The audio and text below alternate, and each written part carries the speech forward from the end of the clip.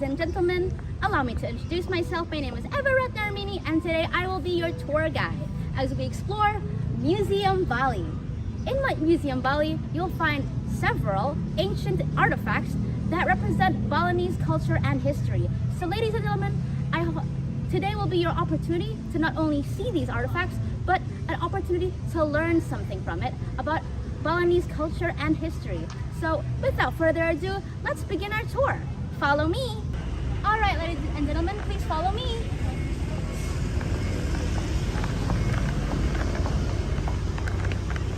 All right, as you can see, on your right is the ticket and information counter. Over here, the tickets are for a very reasonable price. Just for you guys, only 100 Indonesian rupiah per person. Aside from that, if any of you have brought heavy luggage, you can please sit here as temporary stay. All right, come with me.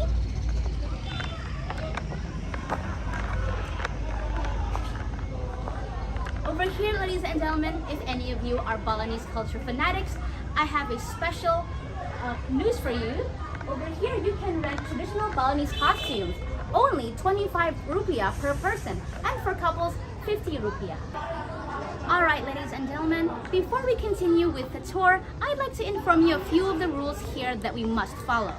Now, first off, if any of you have brought any outside food or drinks, I hope that you can finish them outside. However, if you would like to continue with us, do please throw it away in the trash can. Now, staying on the topic of cleanliness, littering and smoking are strictly forbade here, so please control yourselves, ladies and gentlemen. Now, aside from that, when we enter the buildings, I hope none of you touch any of the artifacts without permission. All right, let's look here at the map of the museum of Bali Museum.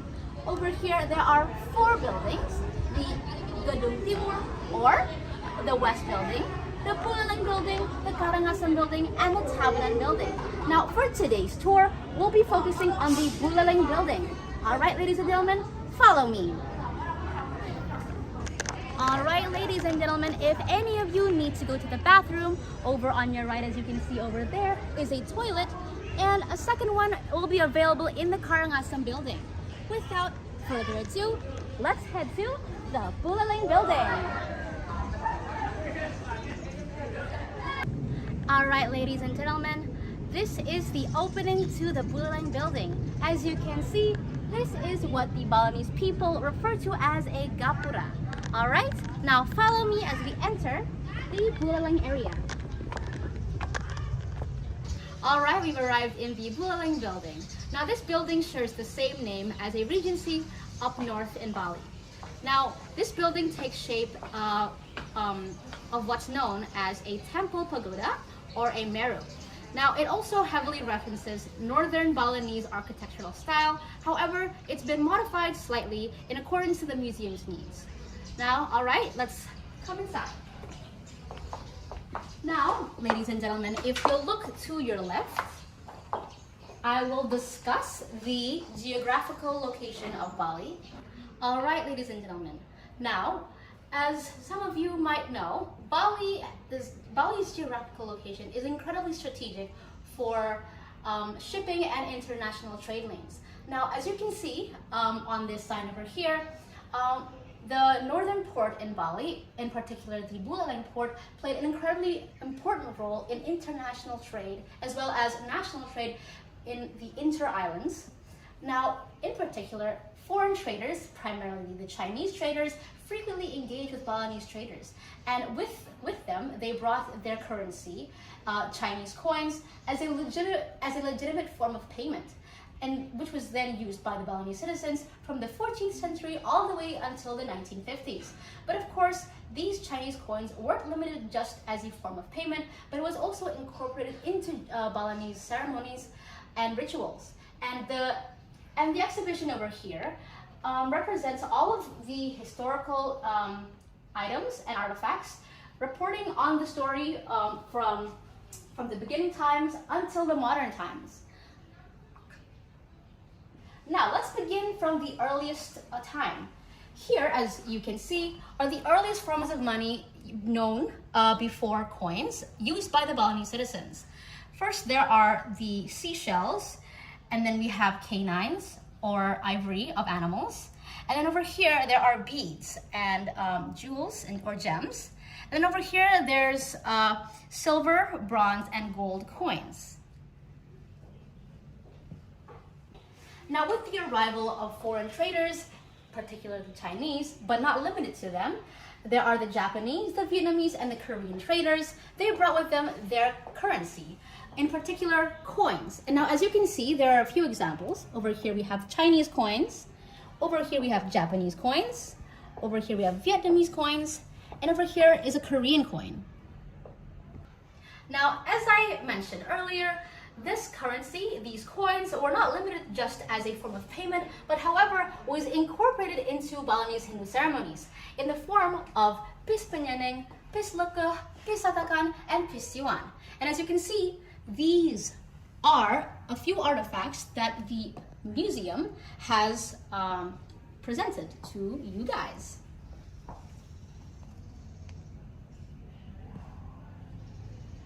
Now here is a sign explaining what's called as Barun Langdung.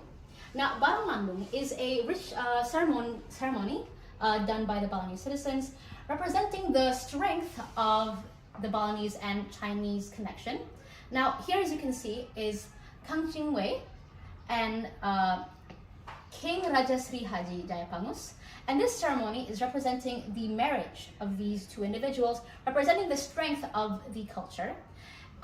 This was practiced since the ancient times and then continued on until modern times, till today. Now, in relation to what I explained earlier about how coins were incorporated into religious ceremonies, here we have a few examples of how that's been done by the Balinese citizens. Now, we have salang chili, salang tamyang, and salang gantung.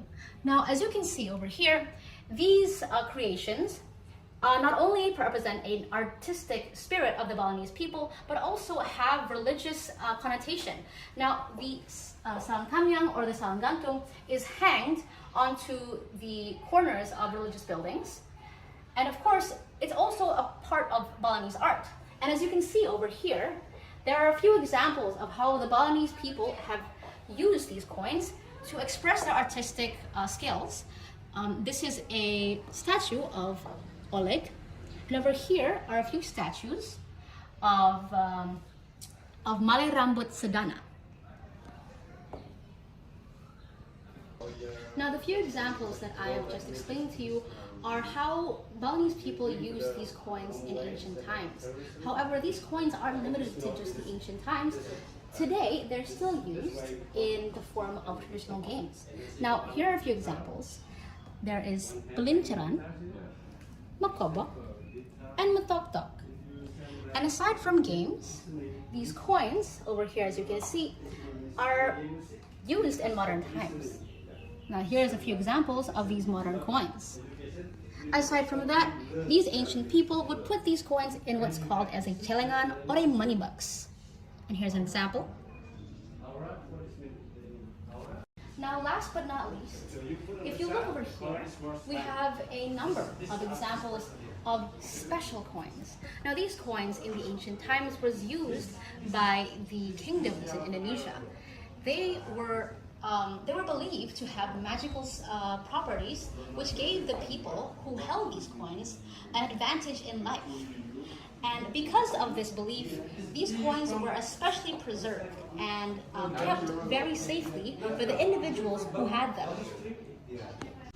All right, ladies and gentlemen, that marks the end of our tour for today. I hope you guys learned something valuable about Balinese history, about its culture, and especially about Buleleng culture and its history. Now, aside from that, of course, I hope you guys had a lot of fun. I hope this experience, gave you something to really think about for today. So that's all from me. I hope I see you guys on our next tour. Bye!